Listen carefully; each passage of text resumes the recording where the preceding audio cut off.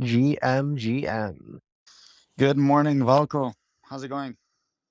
Not too shabby. I'm actually on my way to a doctor's appointment, a little post knee surgery follow up. Oh, okay. Are you in New York? I am. Yeah, I'm in New York, going to see the doctor quickly and then getting back to work. Aren't you going to some meetup you organized? I saw in some group. Yeah, super last minute. I thought it would be fun to get some punks and friends together for a happy hour. So far, I don't have very high RSVP rate, but honestly, if I can sit down with one or two people tomorrow and just hang out, that's a win for me. Nice, nice. Actually had a coffee with Jimmy Swag yesterday here in Barcelona. He came over. He's a punk. He came over from Las Vegas for a conference or something. Yeah, we caught up for coffee. It was pretty cool. Oh, nice. Yeah, I don't think I've connected with him IRL or digitally yet. Yeah, I think you might know him. I posted some on my Twitter timeline. We did a comment picture, and then of course the selfie with our covered, punk heads. Yeah. Well, I prepared some topics for today. A few interesting things happening in the space. We've got, um, I think, most interesting, at least to me, was when I was reading my crypto news this morning. I saw that the Secret Service did an AMA on Reddit. That's pretty exciting. Yuga's got a few things cooking. Then, of course, there's the infamous Ledger incident, which I still haven't gotten to the bottom of, but I know Fubar was on, I think, Twitter Space with Keyboard Monkey, so I was going to listen to that like later today on one of my walks or something. You should share that. I'd be down for listening to that as well. Yeah, yeah, yeah. Well, It's been a I'm gonna better. retweet this quickly, get a couple people in the uh, room, share it in a couple of chats, and then we can dive in. yeah. Didn't we have a guest today? Or No guest today. I don't I believe so. thought we. Yes, I pinned at the top of the space the link to the space. Cool. I'm dropping it in a few chats. We can dive in. So yeah, it's my first space with the slightly new name. Oh Uh, yeah, it was such a subtle little shift. It happened, I think, while I was asleep. I yeah, woke up and you were a new man. yeah. I mean, I tried to keep it like on brand, right? But now I have two Twitter accounts that I'm managing. One being the platform, and the other one, this one, which is my main one. And then I saw your tweet as well. I don't know if you put the Mrs. Forever, but a couple of people did reach out wanting to be a Mrs. Forever. So maybe I'll create that persona at some point as well. But yeah, you have a Mrs. as well, Velma, correct? Exactly. I've got Velma. Went for the same first letter instead of the Mr. and Mrs. Valka. Yeah, yeah, yeah. And Velma isn't that like a Flintstone It character? is a character from Scooby Doo. She's like the kind of Ah, nerdy girl in yes, yes, Scooby yes. Doo. She's in a lot of memes. She's very popular in internet culture, I would say. Is she the one with the orange hair? I think orange shirt, maybe orange hair. Then there's Daphne, Let me which just is more like the like cool girl. Velma's the nerdy girl. She has the nerd glasses. Yeah, let me just check. Yes, yes. All right, that makes sense. Yeah, man, I watched so much Scooby Doo when I was a kid. Yeah. Oh, it's so good. Do you see these? How do you say these tweets going around? My four favorite films or the four games that marked my childhood and all that. Yeah, I definitely have a strong opinion on what mine are, but I haven't made the tweet. I think for my games though, it's like it's definitely got to be RuneScape as well Oh as yeah. Call of Duty and Halo 3. My fourth one, I think that's hard to say. It's probably Super Smash Bros. Melee though. All right. I mean, for me, it was pretty easy. Like I posted four times Pokemon. I played like all editions of Pokemon and even Pokemon Go when I was like at university. take girls on like Pokemon Go dates. Yeah, Pokemon Go was so trendy. Like I remember one day, and it was actually years after the real like thick of the Pokemon Go craze. I was in Boston visiting a friend, and we were sitting in the gardens, like the public gardens, which is this beautiful park. We were sitting down, basically like having a picnic. And we looked around and we started to notice there was like a lot of very strange people walking around us, and they all were Yeah, walking in packs, and they had cables connecting their phones to their pockets. And at first we didn't think much of it, but like very quickly it was evident something was going on, and we thought maybe there was like an anime or cosplay convention going on. And then we saw some yeah. people with like crazy hair dressed in matching like Team Rocket shirts, and that's when we realized, "Oh shit, like, there must be a rare Pokemon in the park right now, because there's no other explanation for this, like, absurdity that's happening." And that's a very Boston thing to happen, I think. Oh man. So did you participate in the craze as well? I was pretty big into Pokemon Go, like, when it was really popular, but this was, like, 2 or 3 years after, and so this was, like, the real hardcore users that were still Pokemon going, like, many Mm, years later. yeah, yeah, yeah, yeah, yeah. I actually had a friend who worked at a company that developed Pokemon Go, and then they did Harry Potter, the same version. And he said that the business model was really just from the hardcore users that paid and did in-game purchases. So 99% of the people like you and me would just play for free, but then the big money would come from that 1% that was just like a diehard fan, and that's where the money would come from. Yeah, no, the freemium is definitely seems to be the model for all of the top games, like Valorant, I'm pretty sure is free to play. You buy skins. League of Legends, free to play, buy skins. Fortnite, free to play, buy skins. I think Overwatch is different though. I think Overwatch, you actually have to pay to have access to the game, but I'm sure that that's just like a very nominal amount of their revenue. Hmm. And I even remember we went to some Pokemon Go meetups. So basically, I think it was like organized on a city level that at a place and a location. At a certain time, there'd be like a rare Pokemon that would appear, and then a bunch of people would like come to that meetup, and then I don't know, would like hang out there. It was a bit like awkward, but still kind of funny. Yeah. Oh my god, that's so funny. Did you ever like so were you ever out by yourself and you would just bump into somebody else randomly who's trying to catch the same rare Uh, Pokemon as you or not really? uh, not too much, not too much. But do you remember at some point that thing got hacked? Right, you could like change your the location on your phone and just walk around, like Right, without walking just around. yeah, yeah, yeah. So I saw a bunch of like YouTube videos on that, and I did that, and then you know that quickly killed the purpose of the game. Yeah.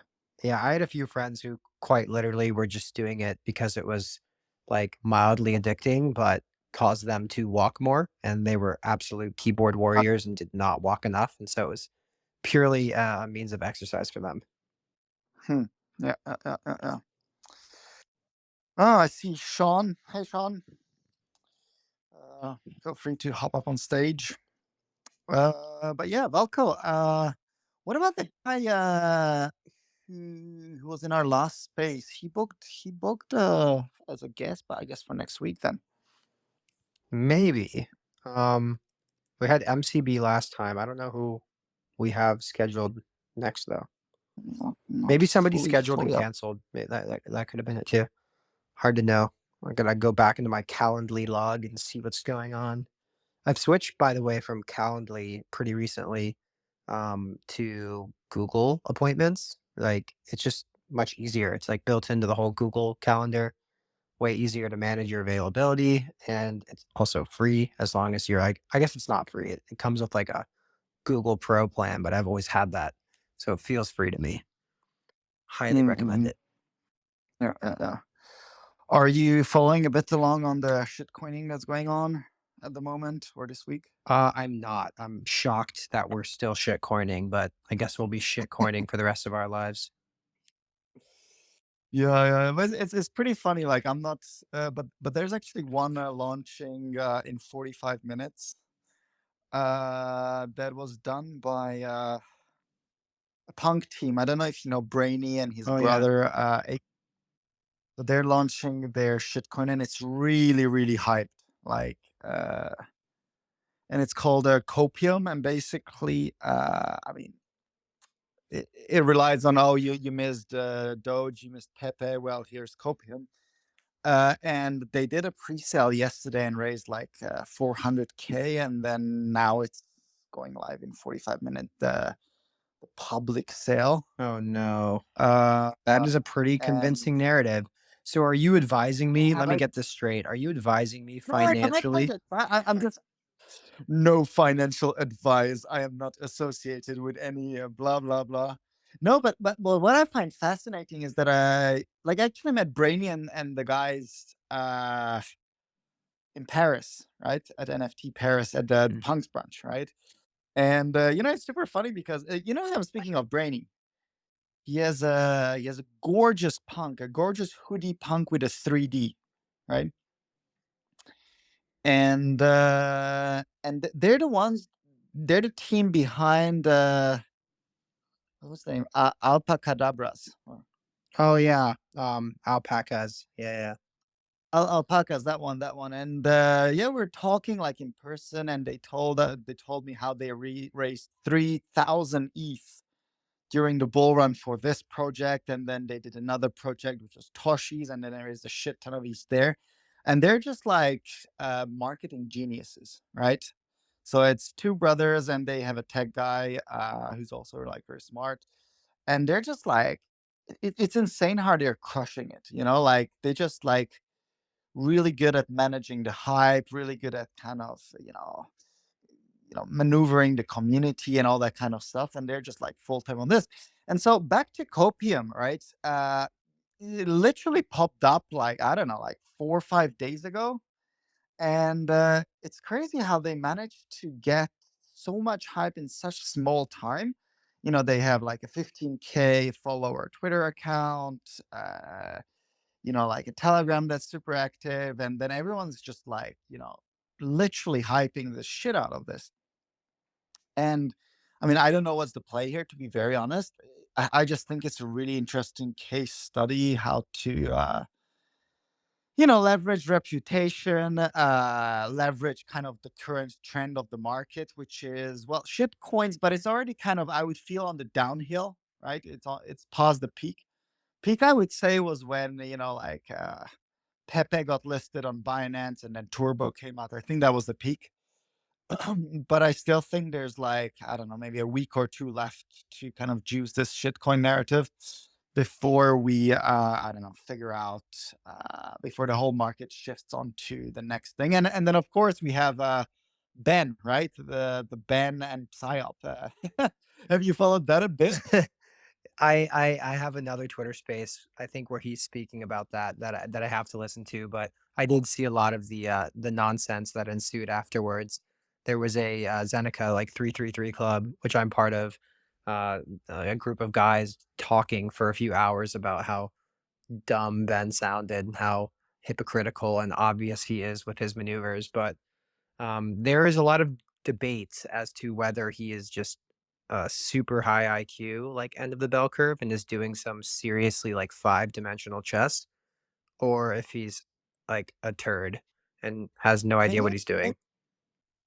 You mentioned two spaces that you would want to listen to, one being the ledger thing, and now this one. Can you like pin those to the top here so I can like save them for myself? Because those are some things I would want to also like look into. Yeah, I'll try to find them without getting too distracted on If my computer you're and pin them. But the Fubar one is definitely, I think, a must listen to. I mean, he's so smart, and I need to get to the bottom of this whole ledger thing. I don't know if anybody in this room has strong opinions on it, but I haven't gotten to the bottom of it, so I can't. Um, well, maybe I can like share a couple of thoughts on that, but if anyone wants to like yeah, hop yeah, on yeah. and share I'll pin some thoughts. tweets on it too.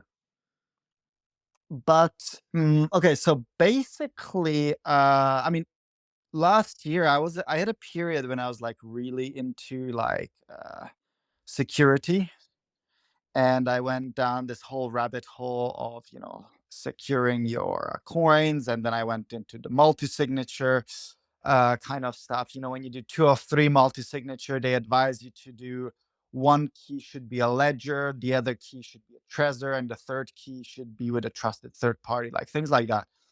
And I think, and so Ledger came out, I don't know, 2 days ago with this news that they have this new product that essentially allow if you update your firmware.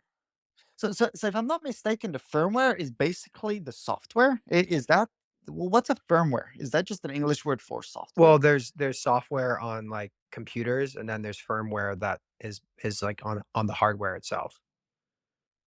Okay, so basically you have the hardware, which is the actual device, and the firmware, which is the code that lives on the ledger, right? On the hardware. So I would say that's the firmware. But in any case, every time like there is a new software or firmware update, when you plug in your ledger, they say, "Oh, update it," right? And every time you update, they like, "Oh, don't do this unless you have your seed phrase written down," right? And and there was a really good tweet by Tycoon, OX Tycoon, the famous zombie developer guy. He said that firmware updates are a bug, not a feature. And that made me stop for a second because there's some truth to it. Like if we have this hardware cold storage, the whole point is that it's like it should never change. It should be like Bitcoin, right? That once you have it set up, there shouldn't be uh this there shouldn't be a way of changing what's set up already. And firmware updates are essentially just an upgrade that could introduce bugs or backdoors, right? And so with this latest firmware update, they essentially put in code onto your hardware that if you opt into allows your seed phrase somehow sharded to be sent via an API to third parties, right? That's I think the TLDR of this whole thing. And what the CEO of Ledger was pointing out that, oh, you would have to opt into this. But then what the community was trying to say is that, well, opting in is just essentially like a boolean. It's like a switch. But what if there's like kind of a bug in that switch, right? What if the coders of Ledger made a mistake and this opt-in there was like an exploitable hack there, right? Suddenly, if you upgrade your firmware, there's like potentially a bug in that, and I think that was what the community didn't like. And don't get me wrong, I don't think that there's a bug or an exploit possible at the moment, but everyone was pissed off that there's a possibility that maybe in the future with the next upgrade or something like that, that is worrying everyone. So yeah, that's why you see everyone wanting to migrate over to Trezor or to anything else. But it's very similar in Trezor. With Trezor, you update your firmware as there, and if in the next update Trezor says, "Oh, we introduce a similar feature," then it's basically the same problem. So the problem really is not Ledger; it's the fact that you can upgrade something, which means you have to trust either Ledger or Trezor. Yeah, I mean, I think no matter which way you look at it, hardware wallets are obviously a good thing, and it's much lower risk than just having a hot wallet, and everybody would agree on that. Now, the issue is, like, hardware wallets still don't completely solve the problem of trust. You still have to trust that this hardware is legit. You're ordering it from some website, right? You have to trust the website. You have to trust the supply chain. You have to trust the manufacturer. You have to trust the updates that they do to the firmware along the way, as you were saying. Like, everybody's chasing this perfect trustless environment. And I definitely think that's a good thing, right? Don't trust, verify. That's like our whole MO here in the crypto space. But, at a certain point, you're chasing perfection and something that's quite frankly unattainable. There will always be trust in some way, shape, or form, and frankly, like trust even in yourself. is an is another form of trust, I would say. People who commit their seed phrases to memory, like, are trusting that their brain will still operate, and that's probably foolish. People hiding stuff in their house with their spouse around, like, they trust that that person's not gonna go snooping. Like, there's almost really, like, no perfect system. It's just, like, how low can you, um, get your level of risk to. And it does sound like this update did open the door for levels of new risk potentially, which I could totally see why that makes people unhappy. I personally have some ledgers and I have some treasures. So I definitely need to do my homework on this. But I'd say the big lesson here out of everything is that seems like Ledger really shit the bed with their public communication strategy on this whole thing. Like, Jesus fucking Christ. Like, it was such a shit show the past couple of days. And you think a company like that, whose entire industry and product is based on trust, would better understand this concept of, like, it takes years to build trust, but trust can be broken in a moment. And it seems like they really just, like, dropped the ball on that pretty hard. Were you part of that massive, space that Ledger hosted with the CEO and the CTO and all that stuff? No, no, no, no. I saw the aftermath on Twitter, and it seemed like they really shit the bed. Yeah, and these are the things where you had the CTO saying I in a context, there was a context to it, but he said that, "Oh, we introduced a backdoor, a security backdoor." And, like, you should not really be saying that even if it's true, because then you had people clipped those 5 seconds, and then it was Yeah, circulating on Twitter. GG. I mean, that is just, like, not the word you would use. Like, you should use some weird corporate speak for, how it's Exactly. backdoor, but you're not calling it that. But I guess this guy was honest. Like, I can Yeah, appreciate that. yeah. Well, I mean, what I found funny is that, the CEO was this, I guess, American guy with an American accent, like, very kind of corporate and refined voice, and the CTO was obviously this kind of nerd type tech guy, and he had less of a filter. So when he said that, I was like, okay, I get what you're saying, but your audience doesn't want to hear this. Yeah, they And then the probably should have CTO was got him trying on to a save his. slightly tighter leash. He sounds actually like the kinda guy we need behind the scenes. But, yeah, Yeah, they yeah, they yeah. they definitely needed more of a unified front strategy. It seems like the CEO, the CTO, and, like, the guys running their support Twitter account were all just, like, trying to put out microfires, but they weren't, like, all aligned on their, like, holistic fire mitigation strategy. Just they were not coordinated at all, but yeah, I'm excited to dig into that Twitter space, and I've got tons of threads saved from Fubar.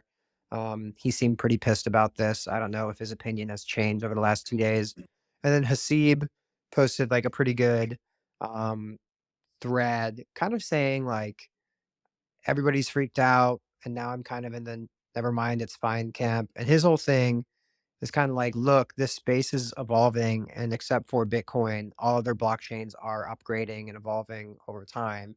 Yep. And in order for that to happen, there needs to be upgrades to these wallets. Otherwise, you're put in a situation where you destroy your old wallet and get a new one for every new blockchain that your wallet is no longer compatible with.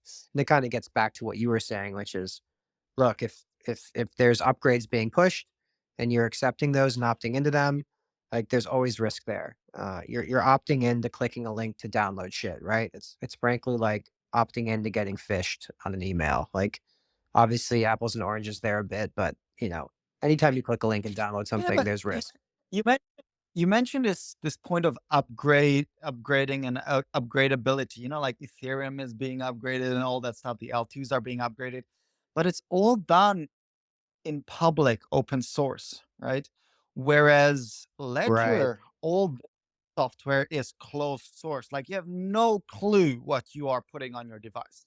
Yeah. And that's probably one of the big shining lessons from this is like, if it's not open source and your finances or like high level security is riding on it, you should not be surprised when the cat gets out of the bag that there was some backdoor or something that, would have otherwise been found if it was open source. Like, the open source maxis, I think there's so much similarity between them and some of the decentralization um, maxis in that like, or just blockchain or Bitcoin maxis, right? Like so often I'm trying to tell people why Bitcoin's important.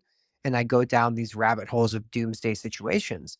And people are like, well, that's never going to happen until it does, right? And it doesn't even Yeah. take extreme doomsday situation. There's micro situations that happen on a day-to-day basis.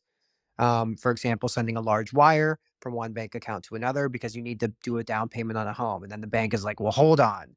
You don't usually send that much money. Let's make sure it's yours. All right. Or like, let's just delay you withdrawing money a little bit longer from our system. Like, there's all these little micro things too. But similarly, I think the open source guys have a problem where, they talk about all these doomsday events and they seem to have such a cynical attitude on trust and blah, blah, blah, blah, blah. But then shit like this happens. And then they're kind of sitting there all smug, like, told you so. But I don't think they ever get the glory they deserve. There's really something to the open source mindset that has existed far longer than any of this Bitcoin, blockchain, decentralization, maxi mindset. And that it's such a synergistic overlap that, I frankly I think there's a lot we can learn from them. Mm. Yeah. Both good and bad too, because they haven't necessarily been the most successful Mm. in their messaging of their mission either. Yeah. I mean, what I'm surprised about is that I'm sure they did like testing with users before, like beta testing and stuff. But when you come to public and it's such a shit show, I mean, could they have not expected this to some extent? Like that's what surprised me. I'm sure they Like, did. I think it just probably like the it all the shit hit the fan sooner than they thought. They probably thought they had more time yeah, to prepare, and I don't know how the data was initially even introduced, frankly, but that would be a good thing to follow. But anyways, Big- switching gears a bit, yeah, did you see this Secret Service Reddit AMA? I have not. Tell me more. So, I've been a long time Redditor, for as long as I can remember, like way before Reddit was cool. I was there. But no, seriously, like I've always had a thing for Reddit. I think over the years it's gone a little bit more mainstream and there's a little bit more regurgitation of things. But the cool thing about Reddit was no matter what your interest or community is, like you can find it. And if it doesn't exist, you can make it. So it gets down into these like little tiny micro niches. But one of the more original and mainstream subreddits is, of course, the AMA subreddits. And AMAs have been so popular. Like we've had presidents, like Obama did an AMA, Trump's probably done an AMA, like the executives at Goldman Sachs and like JP Morgan have all done AMAs. I mean, it's so cool. But then you also get like super niche AMAs like I used to be a stripper at a club in Mexico and you can ask me anything about that. And it's so fun. But most recently, there was an AMA on the Secret Service. And it was specifically a Secret Service office, I want to say based in San Francisco. So I'm going to pin a tweet now. Yeah, so it was the US Secret Service hosted an AMA session on Reddit revealing that the agency not only owns but uses cryptocurrency itself. And on top of that all, they have their own NFT collection on OpenSea, which they funnily enough plugged. But what I thought was pretty interesting about this is, there's a few good quotes from their Twitter space, or not Twitter space, the AMA, where it's like, it's the top voted questions as determined democratically by Reddit users.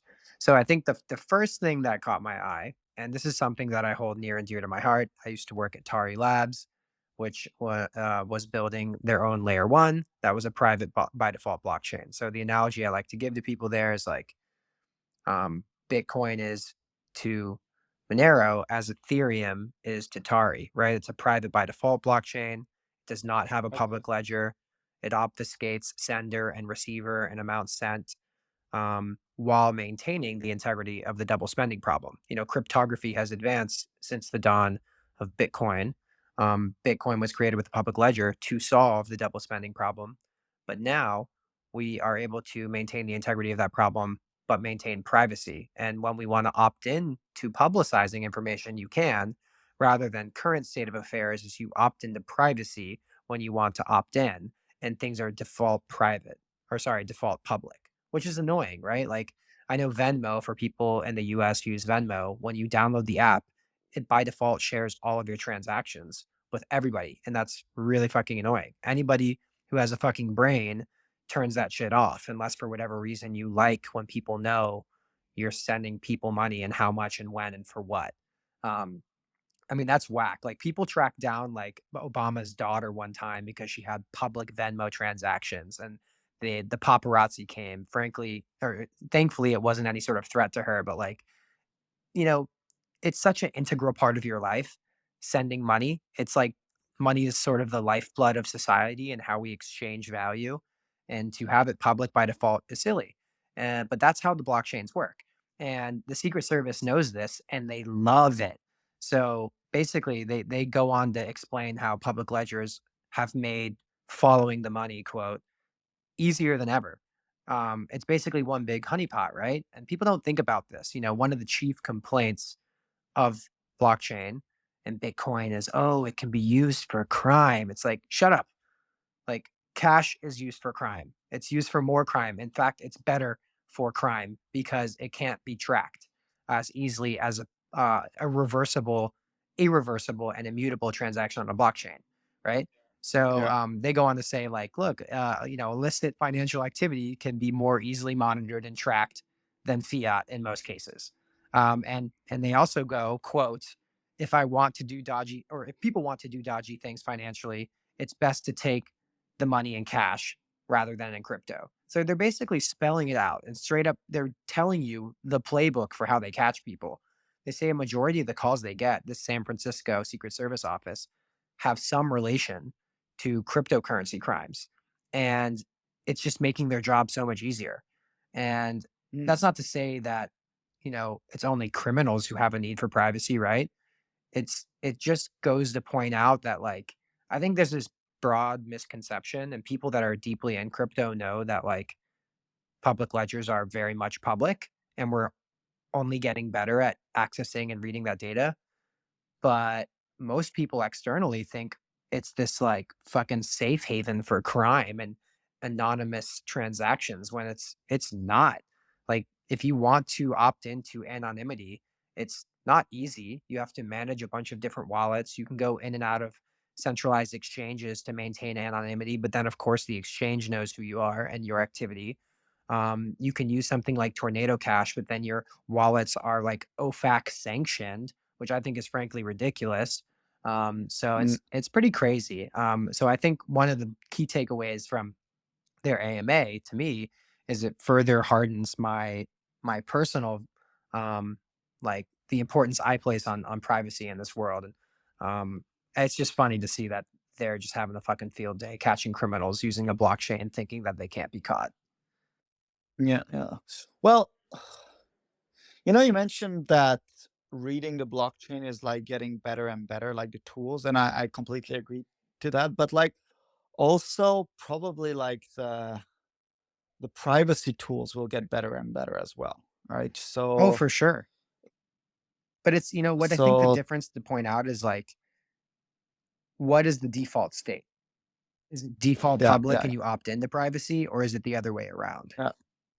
And I think that's one of the reasons why probably governments didn't kill Bitcoin or Ethereum like right off the bat.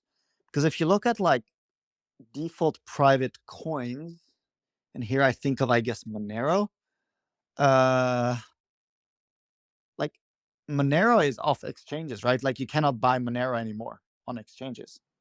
Like Binance doesn't do Monero anymore, like no one does Monero, right? Yeah, I'm pretty sure if And you use uh, Monero and you're like a company, then the government will literally come knocking at your door. And if you're an exchange, they'll fucking shut you down. It's the same as like interacting with wallets that use Tornado Cash. OpenSea is not allowed to support wallets that have interacted with Tornado Cash. yeah. But then as you point out, like interacted is I don't know what that word really means. Let's say you have wallet A that interacted. What if from wallet A you send it to wallet B and then you send it to Coinbase, right? That's like Yeah, a they second they degree. have some Like system where it's like this many degrees of separation, and then like they have plausible deniability, I suppose. I don't think they're like Yeah. uniquely tracking every single Satoshi that went through, I mean, or equivalent on Ethereum, that went through Tornado Cash and like uniquely banning those tokens. Because that's not fair either, right? Like we've all probably spent Yeah, of a course. dollar in real life that was used in a drug trade. And like that's just like not our fault and our money shouldn't be invalid. And then probably in the future, you will have more and more services that accept crypto, right? So that you can pay with Bitcoin or Ethereum directly. And already like the whole Web3 ecosystem accepts Ethereum. Like you can buy a punk with ETH, and the contract doesn't care whether it's like dirty ETH or just regular ETH. It just you can just pay with it. So that's one thing. And then of course then you have all the OTC deals. Let's say you want to, I don't know, sell 10 ETH OTC, and then the person that takes your 10 ETH, they will not like run a fact check where that ETH comes from, right? Yeah. Oh man, I have never done like a private transaction between crypto and cash in my life. Well, I guess I've like sent. Well, with people you trust, right? Like family members or stuff like that, it's not unthinkable, Yeah, I right? think I have like maybe sent a friend Bitcoin one time and then they paid me $100 because Well, we were exactly, just like right? conveniently settling a bill and like we were just forcing the adoption of blockchain amongst ourselves. I'm pretty sure I regret sending that $100 in Bitcoin away. I think it was an expensive purchase of pizza or whatever the fuck, but besides that, like, this idea of, like, basically, like, human Bitcoin ATMs, like, it's basically drug deals. Like, it's so sketchy, in my opinion. Yeah, I'm sure a lot of them are totally. actually pretty professional, just like a lot of drug dealers are actually, like, surprisingly professional. But still, man, like, um, talk about being able to, like, take the hardware wallet and run. Yeah, yeah, yeah. And the other thing is, which I actually discovered recently, not that I was looking into it too much, but you have non KYC exchanges, right? So, I mean, most of us use just KYC exchanges, but if you think of, let's say, KuCoin, I don't know if you heard of them, like you can use that exchange without KYC up to a certain limit. So, I'm not saying like it would be an alternative to Tornado Cash, but if you just run some ETH through KuCoin or some non KYC exchanges, to some extent, you break the trace there as well. So that's Yeah. interesting. Yeah. Well, yeah, apparently the Secret Service is more on top of their shit than we thought. Um, they're Yeah, but that's not surprising. I mean, those are probably some smart folks, and I mean, let's be very honest. Most of us take our information just directly from whatever we read in the media or on Twitter, and we don't like do our own research. We take other people's word for it. So whereas these guys, they're like deep into this shit, right? Yeah, I think the So most scary thing about the article for me was like they made a reference to the subreddit explain it like I'm 5, like ELI 5, which showed, yeah, I think, tremendous cultural awareness that I did not think the Secret Service department was capable of. And for whatever reason, that freaked me out. yeah, yeah, yeah, yeah, yeah. Uh, how about we wrap up a bit sooner today than usual? Maybe I have maybe one more story to share, but then I'll have to hop on to buying my shit coins. Uh, but so maybe before wrapping, question to you: do you do any ETH staking? I don't. I have some money for my consulting business that is in like Coinbase, because like I I receive a lot of payments in USDC, in like a hot wallet or a MetaMask or something, and then I move it immediately, actually like automatically, just into Coinbase, and from there I often just immediately move it out to my bank account because my business operates like in the real world, and I'm buying software services and like paying for cars and flights and all these things, like so I pretty much just immediately move, like, from MetaMask to Coinbase to my bank account, but I do have some funds that sit in my Coinbase account, and those some of that is, like, staked within the Coinbase ecosystem just as an experiment, Um, but I'm not doing anything like, you know, on chain, like truly with staking. Although the one thing that has caught my interest um, is like Lido Finance, uh, Yeah, Lido, yeah. because That's what I I think basically, the Nouns DAO I think has like nine.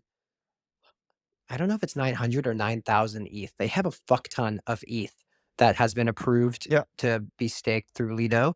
Um, a se- uh, it was like through several proposals. It wasn't just like one or two. I think they've like re-upped once or twice.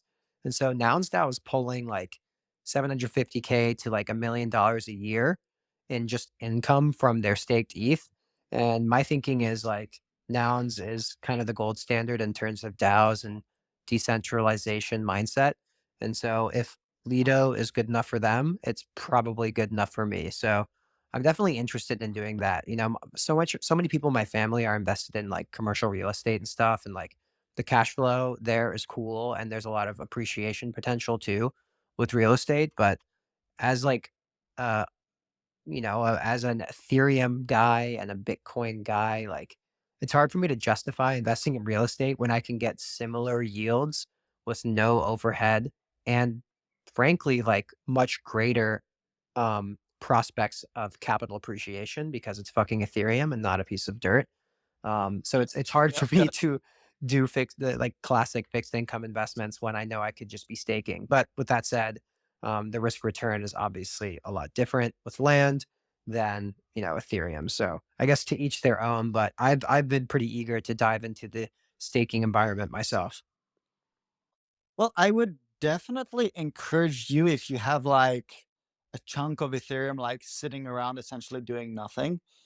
Because, since Ethereum migrated over to proof of stake, you can stake your ETH to contribute to, the security, the consensus of the network, blah, blah, blah. And that can earn you 4 to 6% APY, right? And you've seen recently the gas on ETH has been like super high. And the APY on this has been like 6%, sometimes a bit more. And but if you just run the calculation, like let's say you have 60 ETH lying around. I say 60 because that's roughly what a punk is, right? Uh, if you say, okay, that $2,000 per ETH, let's say that times two, $120,000 in ETH, right?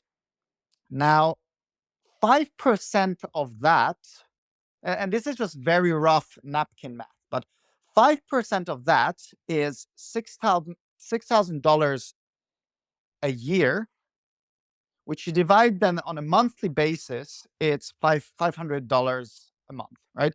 So basically, if you have 60 ETH, you can roughly earn $500 passive income on your ETH. And that's what, nouns are doing. And I would say, you can trust what the smart guys are doing. So I looked into that, like, I think earlier this week, and I was like, I have a bit of ETH sitting around. Why not just stake it? And, staked it now, and it's earning money. So it's pretty cool. So I would definitely encourage you to look into it if you have a bit of spare ETH. Don't just let it like sit around. And yeah, I would probably encourage anyone else to do that as well. Back at it again with the And financial advice, eh? yeah, yeah, not financial advice, but like, I am like very deep into NFT kind of stuff, so I'm not very much on the DeFi side of things. Yeah. But I have friends that are really like into these kind of like earning yield, like APYs and all that kind of stuff. And they just like say, hey, this What is I like what I would be the interested to explore is like I would never collateralize my punks because they're precious to me beyond like the value of money. Like they're I yeah, obviously Valco's an identity for me, but even my other ones, like, you know, I would rather lose twice as much money as they're worth fair market value. Um that, because there's just such a premium to me because there's all this sentimental value tied to them. Um, yeah, but yeah, with that said, like if there was a healthy environment where the interest rate on loaning out a punk for cash, those interest rates were like consistently lower than what you could get staking, then it's not a bad idea to put the capital we have tied up in our punks at work. But the problem is, I think the risk is always there. Like the market can move in unexpected ways, and the way that those interest rates operate could very much flip against you. Um, but I've definitely been looking at it a few times, and I think about people who have much bigger punk bags than me, right? Like people with 50 to 100 to even 200 punks. I'm just like, geez, like these guys are sitting on a fucking fortune, and I don't know what percentage of their net worth overall is tied up in that. But I think for Yeah. some of them, it's actually disproportionately high because these people have very high conviction in punks, like understandably so. That's what got them this far. And I think they remain to have that conviction. So I wouldn't be surprised if for a lot of them, 80+% of their net worth is still tied up in punks. And there's such an opportunity cost to putting that capital at work, you know, by potentially lending it out. I guess I guess you would want to do that with the ones that aren't very sentimental to you, and then shoving it in Lido or something. Because otherwise it's just Yeah, money sitting doing I was nothing. previously, I was just in a space where, I don't know if you know, Spencer from Spencer Ventures, he shared a little alpha, and he was like, currently on Blur, you can borrow ETH at 0% Oh interest yeah, rate. that stuff's insane.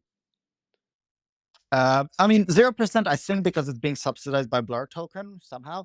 But then what he was saying, if you have an NFT like a punk or an ape, you can borrow ETH at 0%, stuff that ETH into Lido, earn 6% on it, and there you have like the interest rate arbitrage basically.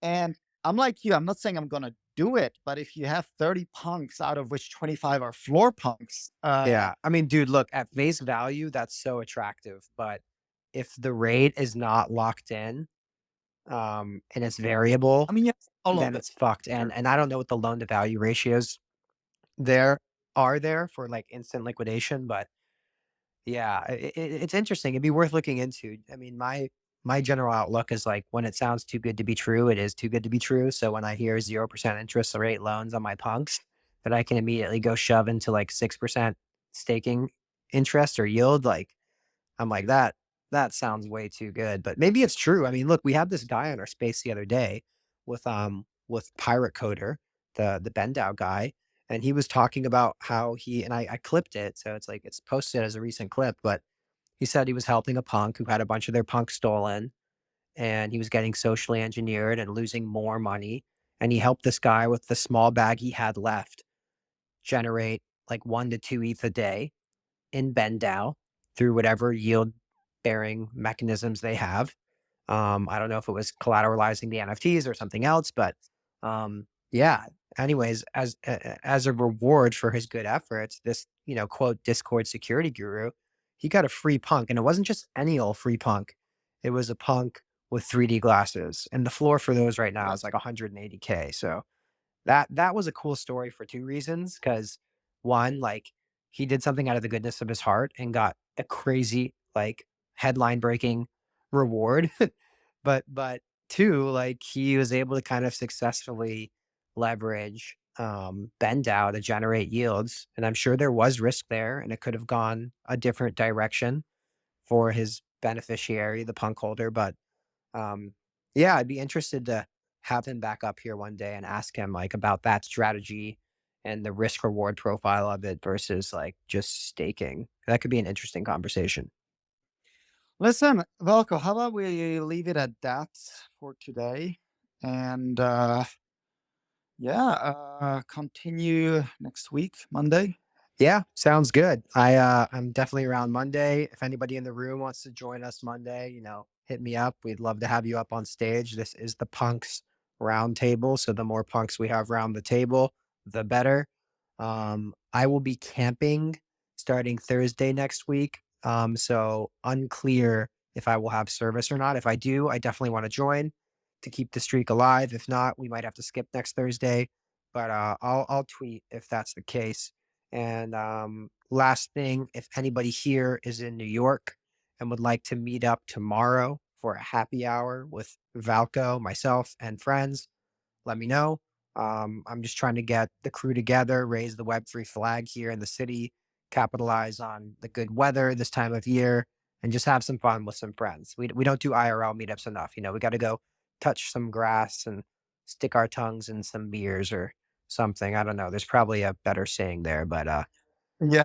I mean, one of my goals is to meet you in IRL this year. So, either I have to fly over or you have to fly over. man, So now you make me want to like play a game of tag where like you can never catch me. Like your whole life you're trying to find me and I just run. No, I'm kidding. Hopefully we do get together IRL. I think ETH Lisbon is our highest opportunity. I mean, that's the next opportunity. I'm going for sure, but like I'm sure later this year there'll be stuff as well. Yeah, for sure. Well, everybody, thank you so much. I'm off to get my knee checked now. They're finishing me up in the Good waiting luck, room. Marco. So talk to everyone later.